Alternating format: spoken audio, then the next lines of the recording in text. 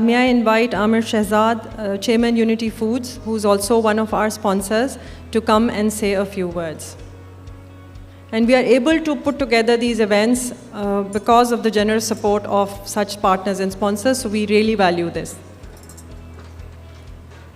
Assalamu alaikum everyone. I'm not used to making long speeches, so I'll just say a few words.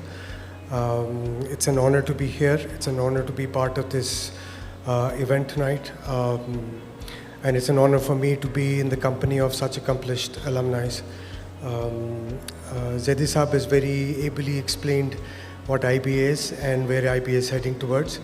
The only thing I can add here is, I think the contributions that IBA has made towards corporate America has no comparison in Pakistan. They have set the standards that now we see other educational institutions following. And I think kudos to IBA and the way it has been managed and the way it has produced leaders. And one more thing is that it's not just the contribution of giving corporate America the leaders, but I think IBA has produced a lot of thinkers also, and that's what Pakistan needs. So again, congratulations to IBA and the management, and it's our honor to be part of this organization. Thank you.